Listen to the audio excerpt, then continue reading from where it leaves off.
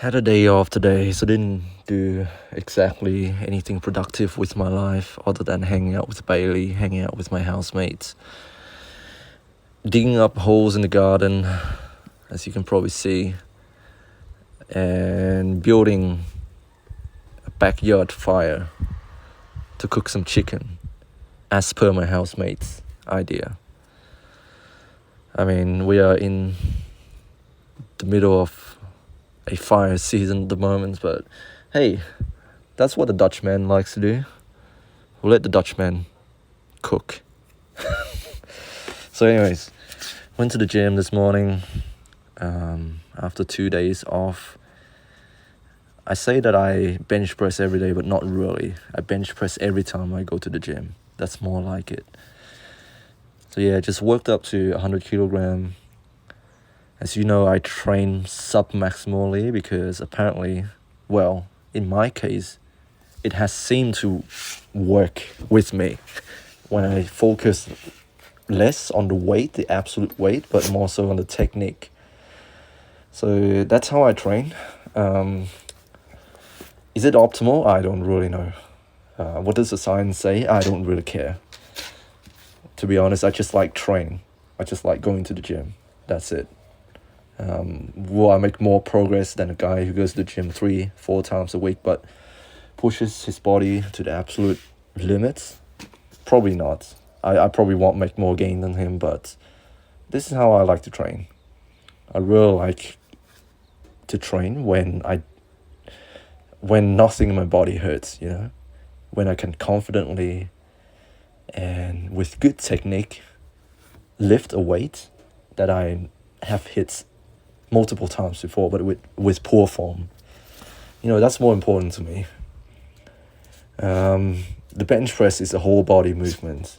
I don't care what people say, what the biomechanic gurus say, how it's predominantly chest or tricep or shoulder. It's a whole body movement to me. I freaking use the whole body to move the weight. From the legs to the arms, even my wrist. I use every single thing. Even my neck. I use my neck to bench press. Everything has got to be engaged.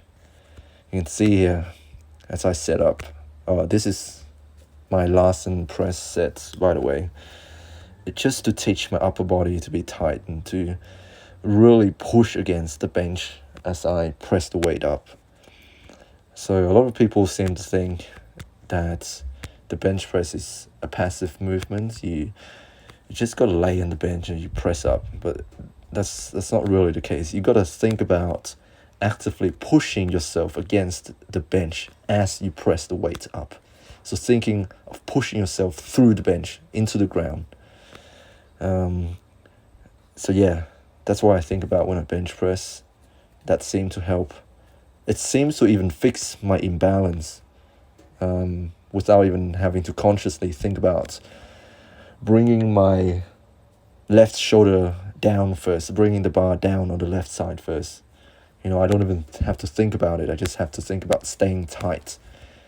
And yeah, the form just corrects itself. Some people say that dumbbell bench pressing is going to fix my imbalances, make the bar path more even, make the bar more parallel to the ground. I guess in a sense, yes, when you have to train each side independently, but to be honest, I just want to simplify everything. I just love bench pressing, and the only way in which I can fix my bench press by bench pressing is to reduce the weight, work on my form, focusing on staying tight, not using a bunch of weights, just training sub-maximally. And over time, I will build up my baseline, general physical preparedness, just a baseline level of strength that I know I can comfortably hit every single given day. I'm increasing this baseline strength very gradually over months. So there's no huge peaking or tapering or deloading phases. It's just constant, the work is constant it goes up very incrementally, very slowly.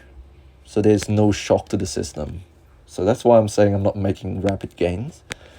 But that's not the point. I don't want to... Sure, it's nice to be able to hit 140 kilogram bench press right now, but I'd rather do the long way, slowly but surely. And same thing with the other lifts as well, the squats, the deadlifts. Although they are sort of being put in the back burner for the moment, because as you know, I'm a bench enthusiast. I only care about my bench press. So yeah, these lifts, they do get a little bit neglected, but to be honest, I don't care, man. You lift for yourself. People can tell you to do this, do that. You gotta follow this program. You gotta get lean. You gotta build a six-pack. You gotta bloat max bulk until you're like 100 kilogram right now. Just forget about health, or just forget about lifting and just do cardio. You know, people can tell you all these things, but at the end of the day, nobody lives your life, man. You are the one living your life. So sure, you can take advice from people, but they are not living your life for you. This extends to all the things in life as well, not just lifting weights and going to the gym. It's like a very small portion of my life. Things to do with getting into relationships, doing further studying, getting a different job, or moving into a different country. All of these things people tell you all the time, but what it comes down to is, do you actually want to do it? I believe that you cannot change anyone. Change has to come from within. It goes towards addicts as well. People get addicted to things. You tell people to stop doing certain habits, they're not going to listen to you. Shit has to happen to them first for them to realize, hey, this is really bad. I need to stop doing this. I need to stop taking fentanyl, OxyContin, smoking marijuana, smoking in general, drinking alcohol. Shit has to happen to you first. For me, it was embarrassing myself in the club, people telling weird stories about me, the hangover, smoking as well, getting disoriented, posting a lot of weird stuff on social media. I still keep these things online, just so that I can look back and realize how bad it was.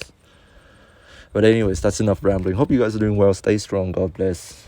I'm going to see what my housemate is up to. We've got to get this fire started in the backyard and cook the chicken. Yeah, I'll talk to you guys soon.